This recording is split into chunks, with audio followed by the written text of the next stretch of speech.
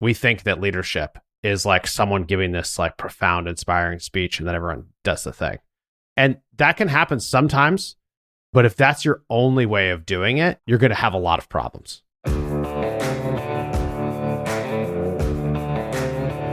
What would happen if we just told the truth?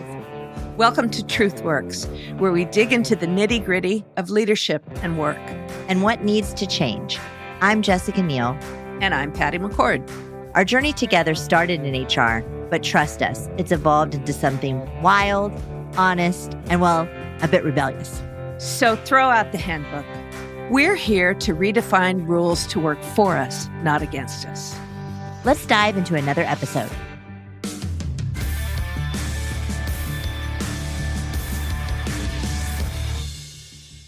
Hi, everyone. Welcome to TruthWorks. I'm Jessica Neal. Patty is out for personal reasons today, but I'm here with our guest who has just this amazing story, and I'm really excited to get into it. His name is Chris Savage. He's the CEO and co-founder of a company called Wistia, a leading video platform that enables business teams to harness the connective power of video. And so you graduated from Brown. I didn't even know that you could get a degree in art and semiotics. I didn't know that was. Yeah, okay. I didn't know that was a thing, but you're going to tell us about it. And then you started this company, Wistia, in your living room with your other co-founder, Brendan. But I think what we found interesting about you and your story is that you got to this pivotal point, and I'm not going to spoil it for everyone. I'm going to let you tell it. But you really grappled with business, leader, family, and had to make some really tough choices, which I think a lot of founders find themselves in this situation. So it's sort of inspiring and interesting to hear how you navigated all of that. But before we get into that, what is art? What is art semiotics? Yeah. It's the study of symbols and signs. It's like where the meaning of words, and it's like, but really that was a major that I chose because I wanted to make movies. You wanted to make movies. Yeah, so it was a combination of two departments at Brown. One was called Modern Culture and Media, and then Visual Arts. And so you put those two together, and this was like the most production-heavy one I could pick, basically. So I had to do a lot of theory classes, and then I graduated in 2005, and so when I started, we were still shooting on 16mm film, and then we switched to video while I was there, which was really exciting.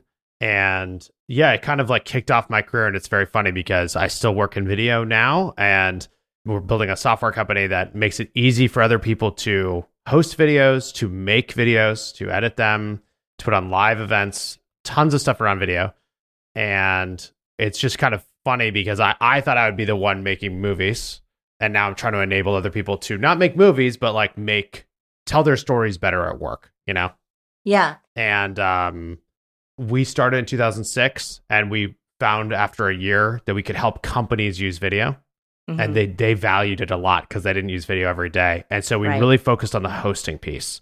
Okay. And for a very, very long time, that's all that we did was like help people host their videos, give them a very fast player, help them understand how those videos are performing. And over time, that shifted towards helping specifically marketers. Mm-hmm. And then as the world changed during COVID, and basically everyone realized that their computer is a camera, mm-hmm. what our customers started to ask us for changed a lot. So it went from, hey, I want to know how this video is performing to, hey, I want to know how this video is performing, but can you help me edit it mm-hmm. if I need to change parts of it? Or can you help me record over here? Or can you guys help us do like a live event too? Yeah. And so what customers ask us for changed as the technology changed. And then we had to adapt. And it's been really exciting and fun, actually, because I've been doing this 18 years, and it actually still feels early stage. Yeah.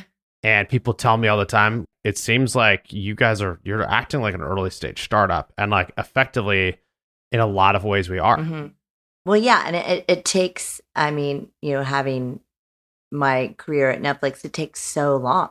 And oh, by the way, you want it to take a long time, right? I think because if it's quick, then you're out of business, right? Yeah, it's like classic easy come, easy go type of a deal. Like if it happens too fast, it is in most cases hard to keep up with. Mm-hmm. I kind of think about a lot of business in general and especially startups is like people underestimate how hard it can be at the beginning. Like you think that things will happen very rapidly and they don't. But then when they actually get traction on something, they also underestimate how far they can take it. Right. One thing we used to talk about at Netflix was, because I think, and we can get into this a little bit, but I think a lot of companies sort of, to your point, get in their own way because they start to see a little bit of traction. And then it's like, let's do this and let's do this and let's do that. And the hardest thing in strategy is to figure out what not to do. Yes. It's not adding more and more stuff. It's like focus. And to your point, there's a really big market on there. So I want to go back in time to a pivotal moment in the business because you started in 2006, I think, in your living room with your, I guess, a friend. Did you go to college? Yeah, my best friend from Brown. Okay, so your my best friend, Brendan. Okay. Yeah. And you two decide to do this. You get to a point where you have to make some really tough decisions, right? So talk to us about how you got there and then how you made some of the decisions that you made. Yeah. So about 10 years after we started, things were going well. We've grown the company more than we thought we would. Like when we were in that living room, we thought we'd do this for 6 months. That's how much money we were going to run out of money in 6 months. So we'll do this for 6 months and we'll know if it works in 6 months or we'll fail in obscurity, right? If it doesn't work. And if it works, we'll just probably sell the company because we're not going to be able to survive. So that was like our strategy. And 10 years later, we're still doing it. The team is probably 60 people or something like that, 70, 80 people. I don't know. Somewhere in that range. We're growing. We're doing lots of things all the time, like big brand campaigns and serving customers all around the world and all this kind of stuff. But we had 3 different companies reach out to us about acquiring the business. And we both, like Brendan and I, were like, oh, let's get ourselves into these conversations and see what's going on. And we get in the conversations pretty deep and we get pretty close with one of them, a company that I still really respect. And they said, hey, we'll buy this thing and you guys will join the team and that will be that. And I'm like, okay, well then what will we do next? Like, what thing will we do next? Like, they're like, well, you're entrepreneurs, right? So like, you're probably not going to stay here. I'm like, okay, it's fair. They're like, yeah, we want you here for 2 years, but like after that, you're going to probably go. So Brent and I are like, what are we going to do in 2 years? Let's talk about it. Okay, well, are we going to not work anymore? Like, and I'm like, no, we love working together. We think we have a unique partnership. We think we'd start something else. Okay, what space would we go into? Well, video is changing a ton. We know it really well, but the technology is starting to make it possible for even more people to make video. That's really exciting. There's a lot of stuff we want to do there. Okay, we'll go back to the video space. What type of brand would we build? Well, we'd build a brand that's like really creative, really fun, really long-term thinking. Who would we hire? We have a list of people who'd hire. And we're like, wait a second. This is honestly happening. I mean, we were sitting on the loading dock of like a pharmaceutical company that was like across from our office having this conversation. And we're like, wait, we're saying we'd rebuild Wistia if we sold it. And then we thought, well, why do we want to rebuild it? Like, is there a problem? And we looked at each other and realized, actually, we're both unhappy. And we had made some decisions a few years before that had made us unhappy. And the decisions were, we used to run the business profitably, and we started running negative, searching for more growth. And we'd done that because everyone I talked to, when we had like 10 million in revenue, we had 3 million in profit. And everyone I talked to was like, oh man, you guys are way too profitable. Like you should be growing much faster. That's the valuations and growing fast, yada, yada. And so we tried to do that. We attempted to do it by basically greenlighting all the ideas that came up. And of course, what happened is we greenlighted too many things, and we had great people on projects that were like zombie projects, didn't work the way we wanted. And it was stressful, and it made everyone, even though we had said at this point, it had already been 10 years, we were kind of like, we'd gone way farther than we thought we could. We had a very long-term view. And that was, I think, why people chose Wistia when we were hiring. They'd be like, man, this company's so different than the rest of these tech companies. Like they're taking this very long-term view. They're very independent. And then they're coming in and everyone's getting really short-term focused. And we never said get short-term focused, but it turns out if you're losing money on a monthly basis and you're losing enough of it, people become short-term focused because they don't want to lose as much money or they don't want to be way off plan. Right. And so that had made us both like unhappy because we felt like we weren't doing our best work. And so we realized, let's not sell. Like, let's just fix this. Like, we also recognize, of course, we've gotten lucky in part of this. Like, some part of timing, some part of this whole thing is luck. We shouldn't sell. We should fix the problems, and that probably will make us a better business. So that sounds great. Let's do that. But we had early employees, so we told them someday we would sell. And we also had angel investors. We'd raised $1.4 million in the early days, and they wanted us to sell. So what should we do? How are we going to morally deal with this? And what we settled on was, let's raise some debt, and we'll do what's called a tender offer. It'll be like a buyout for everybody. They can decide if they want to sell their shares or not.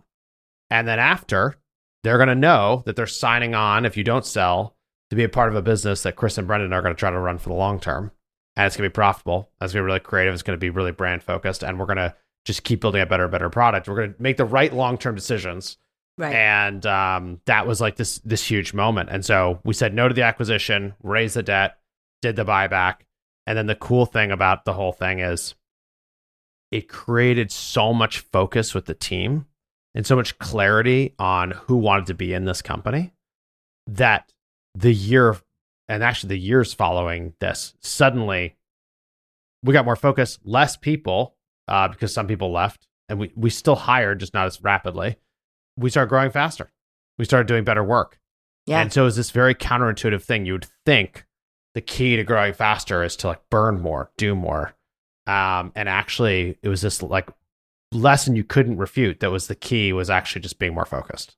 Yeah. It's interesting because I work in VC now and invest in, private and public companies.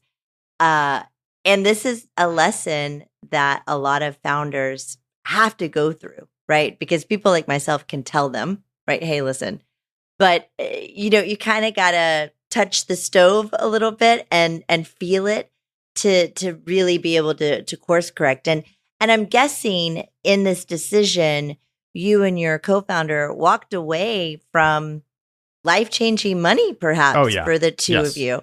Like you probably didn't have to work again. Oh no! But yeah, if we'd sold, it would have been. It would have been great. To work yeah, again. Yeah.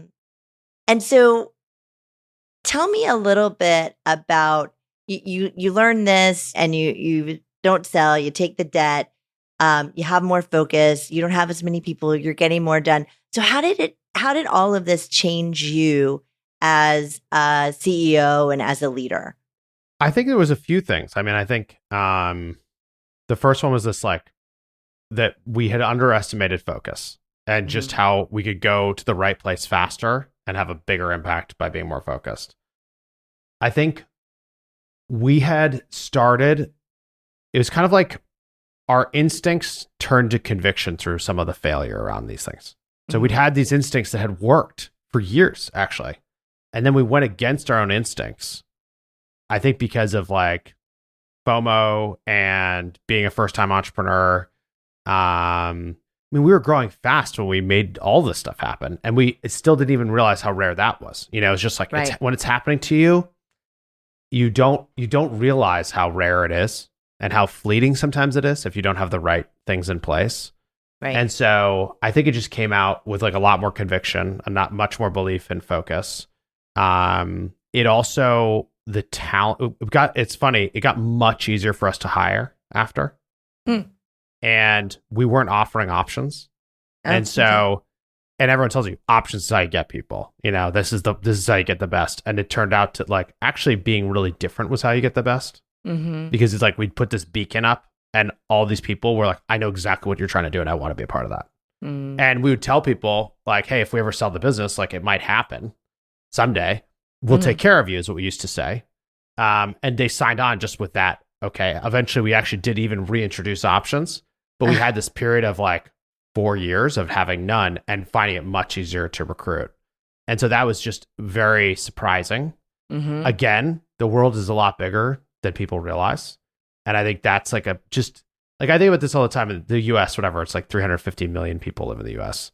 Yeah. If someone isn't exactly the right fit, like, do you think there is someone else who might be? Like, I think so. Be. I think we just don't imagine big numbers very well. And so, the lessons from this, I'm still learning some things, but I could go on just so long just talking about that. Yeah, no, I love it.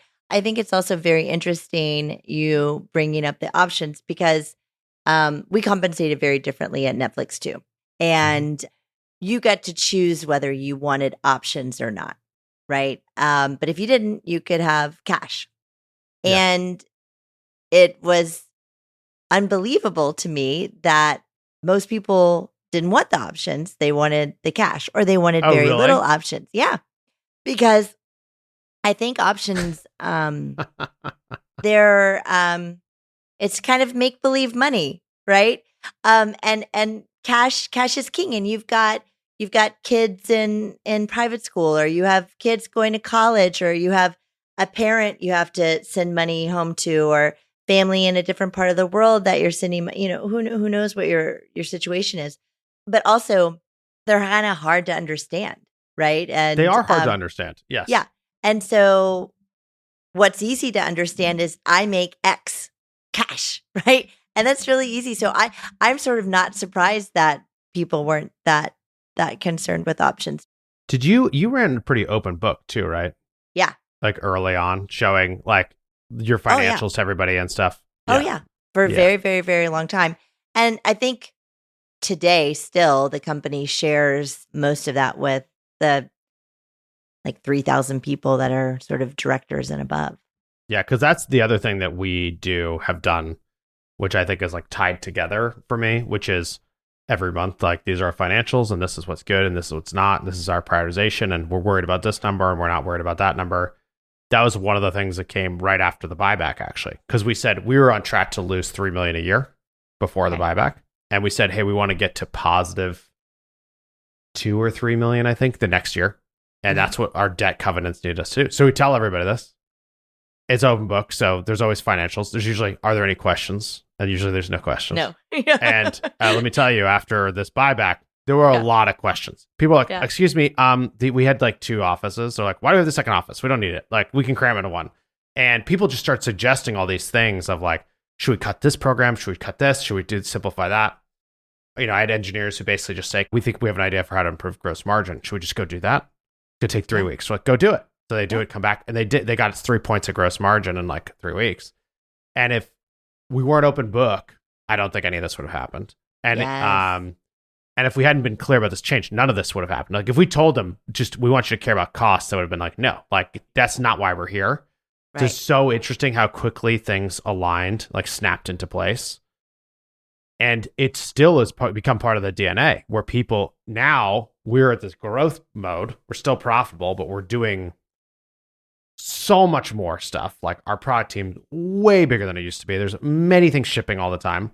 And people will sometimes worry about gross margin. I'm like, no, you actually don't. This now, you don't. Like now we're good. Yeah. Yeah. Or it's like in different parts of the business. In some parts of the business, like, yes, care a lot about gross margin. And in other parts, do not care at all. Don't waste a second on it.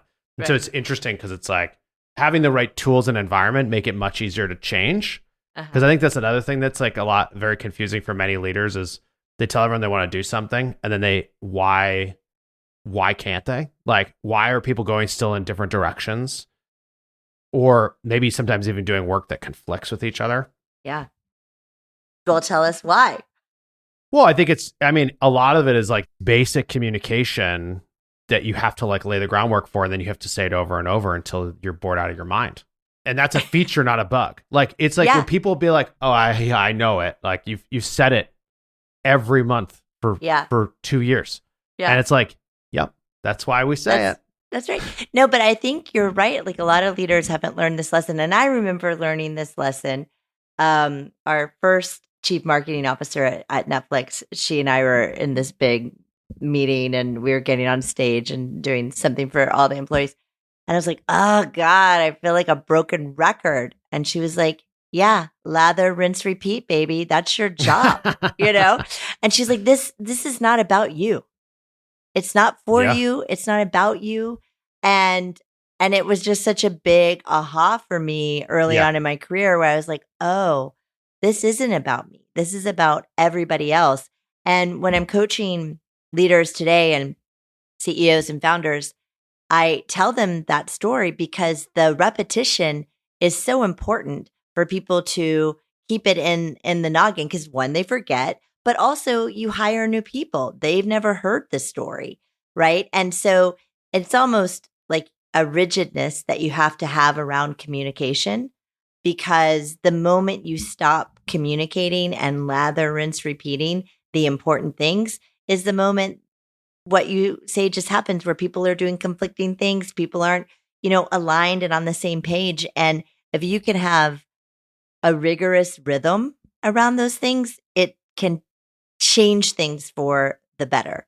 It's crazy how much it can change things. Yeah. And I think it's also when you make explicit changes to it, like if you're changing your strategy and you say, we're doing this new thing, it represents 10% of what we're doing. For most of you, it's not going to impact you, but for some of you, it is. You can quickly make a ton of progress on that thing and have people who know exactly how to categorize in terms of their priorities and all these others against everything else that they were doing previously. But yeah, it's the comms game. And I think you said it, of like, it's not about you. And that's a funny thing to realize, Yeah. Because we think leadership, like from movies, we think that leadership is like someone giving this like profound, inspiring speech and then everyone does the thing. Yeah. And that can happen sometimes. Yeah. But if that's your only way of doing it, you're going to have a lot of problems. Well, yeah, absolutely. That's the first step, right? That's the introduction. And then it's the lather, rinse, repeating, right? Yeah. I talk to a lot of founders, and you have your co-founder. So I know you have some company, but being in this role can be a bit lonely. And there's really no one else you can talk to. You can call me. I'll help you. But thanks, Jessica. But there's no one else that you can sort of complain to other than your co-founder, or be vulnerable with. So what's it really like to be a founder, to be a CEO, and holding all of that responsibility? I don't feel lonely. That's good. And I think it is because my co-founder Brendan, we still work together every day. We are still best friends, and we are very clear about what that means, which is like, we let it rip with each other. We give each other the harshest feedback you could possibly give, out of respect for our friendship, of like, hey, we need to be honest. Yeah. Because if we hold anything back, like it will be bad for the business, and it will be bad for us as friends. And so it's like this like deep understanding. And I think over time, what I found is that it's helpful to have different types of support groups. So there's a group of founders that I get together with like twice a year, but we're texting like basically every day, who are all people running very similar businesses to Wistia in terms of size and scale and challenges and stuff. And so that is like unbelievably helpful. I think a lot of people want to mentor, and they look for someone who's too far ahead of them. Right. And then the person might not even remember what it was like, or the tactics certainly have changed. And so it can be nice. Like there's certain things that you can keep getting mentorship on, like certain leadership things and comms things and like self-reflection things that kind of are universal. But there's a lot of stuff that I found it feels a lot less lonely if you just know other people are doing it. I think that's a great point. Like a safe space, basically, to be able to say like, this sucks, right? Is anyone else doing it? Everyone's like, this is terrible. Like, well, I feel a little better now. Right. It's like, because you're not the only one. And I think I've had different groups over time as the company has changed and the challenges that we have. And I think when I haven't had that is when it's a lot harder. Mm-hmm. Yeah, that's a great point. Can you tell me, with you and your co-founder, I love the fact that you guys have this honest relationship with each other, because to your point, it's crucial, right? What's the toughest, hardest feedback Brendan's given you? Oh, wow.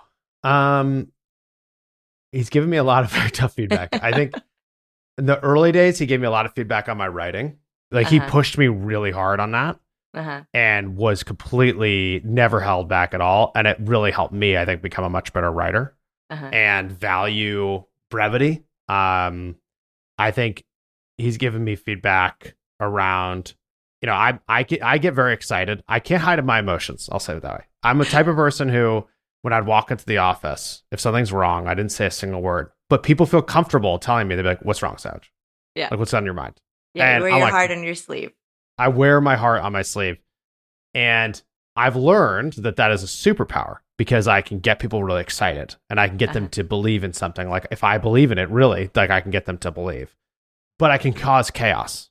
And so if I go to the wrong people or I basically go too far out of like the org structure without talking to somebody else, or I don't tell them like, this is not a directive. Like I'm not telling you what to do.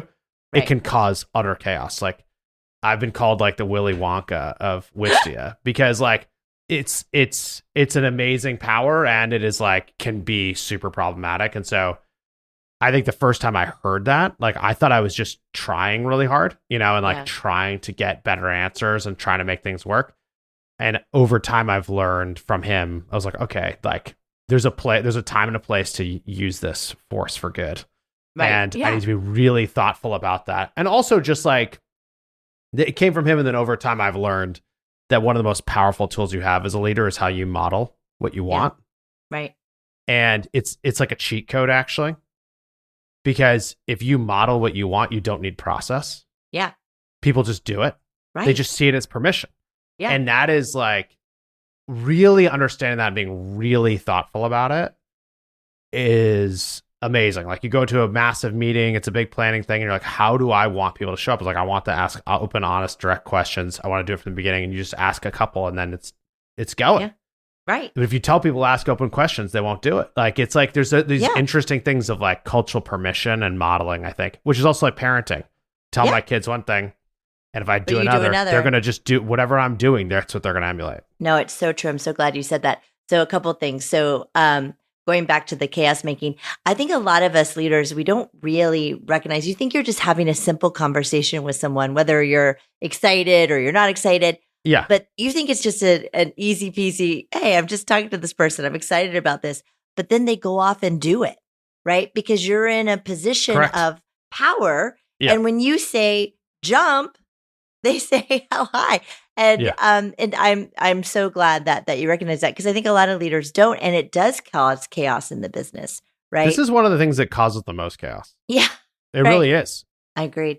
And I talk to founders all the time about this because, they talk about Netflix and the culture there and why we had it. And I said, listen, one, it took a lot of work, but it was modeling, right? And Reed was the first one that did it. And if we decided that we were going to do something different from a action, behavior, business, strategic kind of thing, we would decide in the meeting and he would walk out of the meeting and literally do it. Right. Yeah, and because that's how you have to do it. Yeah. And because he did it, everybody else did it. There's sometimes we'll be like, we want the company to try this thing. What should we do? Like, let's just try to the senior management team and see what happens. Yeah. And almost always it's like 2 weeks later, I've heard, oh, this other team is doing it now. And this other team is like, no, we didn't tell you to do it. Like, it was just like, all we had to do was us try it. Right. And if it actually stuck, then it would propagate. Yeah. And it was very similar at Netflix. We would do the same thing. I think when I talk to a lot of leaders about this, they philosophically understand, they get it. It's not like they don't get it, but I think that doing it is very uncomfortable, right? Because this is stuff that's maybe they're from product or maybe they grew up on the revenue side and those things are much more comfortable. But this behavior stuff, whether it's like, hey, we're going to be transparent or hey, we're going to give feedback or hey, those things are more uncomfortable. They want them, right? Yeah. And they know that they can impact things positively, but doing them is a whole different story. Well, it's linked to who you are at work too. Mm-hmm. I think it's like, if you're really tired, you're not going to be able to do your best. Like, you're not going to be able to do all these behaviors that like require your best effort to do. Like if you're distracting people in meetings or like on your phone all the time or whatever, like it won't happen. And it's so I look at it as like, it's all linked. So it's like, if I'm not sleeping well, I'm probably not going to show up the same way. And there's all this other stuff like behaviors, how you spend time with your friends and family, literally how late you are at night, up, like if you're working in the middle, all these things that add up to, can you actually show up and lead the way you want to lead, which is, on a day where you're like slept well and you've eaten good foods and you've worked out and you've seen your friends, you've seen your family, it's easy to do it. And it's the days when you haven't that I think it's hard. And so, because I it's funny, on my podcast, we've talked a lot about this, and I have a lot of friends who are entrepreneurs who are very obsessed with like optimizing their health Mm. And I get the question, why are these people doing this? And I think it's at some point you start looking as like, if I optimize my health and that my life, that is going to make me show up, and it's going to be more effortless to be a better leader. Yeah. And it's kind of that simple. It just depends, how long does it take for you to figure that out? Yeah. But let's talk a little bit about family, right? Because how many kids do you have now? I have 2. 2. Okay. And how old are they now? They're 6 and 9. Okay. I have a almost 5-year-old, which I can't believe. But it's a challenge to show up as a parent too.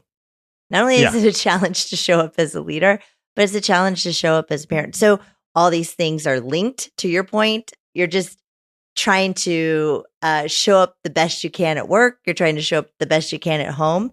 But what's your advice and how to do that other than taking care of your health? Yeah, I think trying to give yourself some way to transition between work and home is important.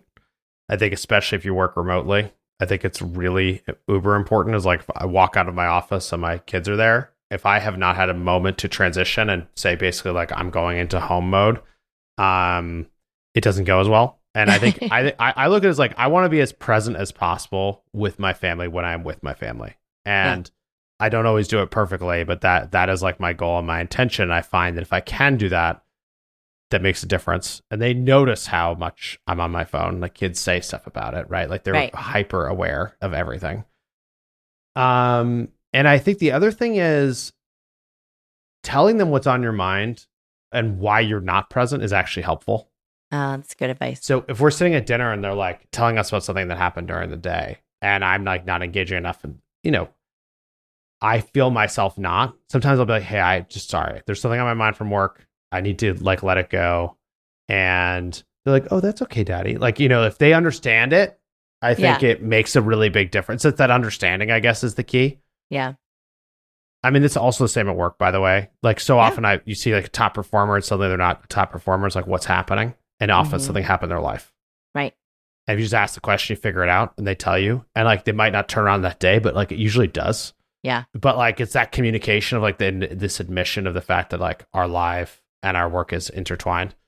And then I think the other thing is like, if you're in a position to delegate really well, I think creating the space and opportunity for other people to give you the time in whatever, as a leader in any role, to like think further ahead. And delegation is how you get time back. And I think, well, if I'm delegating well and I have great people on my team, then it's much easier to do that. Mm-hmm. And the opposite's also true. Like, if I have a great weekend with my kids and my wife, and I'm really happy, I'm going to come in a better mindset for work. And so we have to like admit that it's just so intertwined. Yes. All good advice. And the letting go and delegation, I think, is tremendously hard for any leader, but especially founders, right? Because it's your baby, and no one can do it better than you, and nobody gets it like you get it. But when you hire senior people that are great at what they do, in fact, probably better at that part. They should be better at something. Yeah, they should be better at marketing than you are, right? And then doing all the things that you just talked about, being transparent with them, giving them all the context. Your job is to give them all the information so that they can make the best decisions. And you've done that. You can genuinely let go and trust that they're going to make the best decisions. And 99.9 times out of 100, they do. Yeah. I mean, we could go into just probably a whole episode on decision making, but I think I think the delegation works, especially too, if you know that you're going through decisions. Are they one-way doors or two-way doors? And like a lot of them are the two-way doors thing. And so it's like, actually the key is making a decision quickly. And the ones that are one-way doors, okay, those are going to require more work and more stress around the decision, but those you can be brought into. But I just think the point is like, it's all interconnected. Yeah. Okay. So will you come back and do an episode on decision making? I think that's a great idea. Totally. Yeah, I'd love to. Cool. And will you also join me in a career confession? Oh, absolutely. Yes.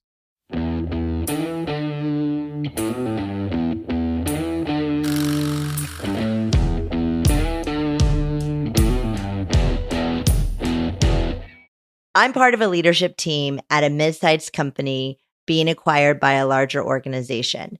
Negotiations are picking up, and while the deal has potential benefits, I'm worried about possible staff layoffs. Our team is small but dedicated, and I don't want anyone to lose their jobs during the transition. Has anyone negotiated during an acquisition to minimize layoffs?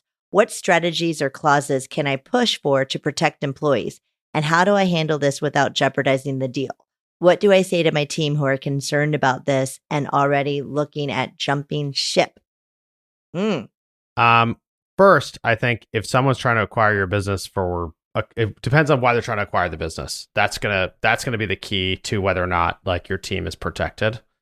If they're acquiring a business to just get like economies of scale, like they're going to take your product or service and just pump it through, let's say pump it through the system of everything else they have, they're probably going to look and be like, do you need like the same ops teams? Like, do you need the same they're going to try, of course, they're going to usually try to cut back on your team, the acquiree's team, to make the economics better. I think the way to protect your team, I think an anti-layoff thing probably would kill the deal if that's what they're trying to do, is if the acquisition is really strategic and the acquirer understands that they're getting something very special in this combination of people that they don't have, or that can uniquely serve the market that you're in already. That's where it's going to become a requirement to keep the people, right? So it flips. It goes from, oh, I'm worried they're going to be laid off to actually, I must have these people to do the deal or I'm not doing the deal. Right. And so I think that's just about, you kind of can't control what the motivation of the acquirer is. That's the other thing about being acquired, is like you can't usually control timing. No. So it is about trying to get to that deep understanding. And then I think the other thing is just try to be honest with folks in that, like, they're probably not going to let go of everybody. You probably don't want to let go of everybody. So who are the key people who should stay? You should try to figure that out and make that known. And if other people are not going to stay, you should try to make it as generous as possible for them if they're going to have to leave. Yeah, I agree. I was just going to say, and some of these things you can't be completely transparent about, but as much as you can be transparent with your people about this process and why it's important for the company and why it could benefit them, I think it's going to go a long way. But to your point, it depends on what the deal is about. And, you needing to understand that as the person who's in charge or doing the deal is key. And this may be a big acquisition for a company or a small acquisition. And that matters too. And if it's a small thing, you really pushing hard on some of these things can ruin the deal, right? So you just have to think about what's best for the business. And through that, you can also figure out what's best for the people, because a good business outcome hopefully is good for everyone in the end, even if some people don't get to stay. Okay, well, thank you, Chris, for joining us. And just one? Yeah, we could do a whole episode on career confessions. Listen, the next time you come back, we'll talk about decision making, and how about we do 5 confessions? Sounds great. Okay, thank you so much for joining. All right, thank you. Thanks for listening to TruthWorks. This episode was produced by Megan Hayward. Thank you to Kathleen Speckert and the whole Edit Audio team.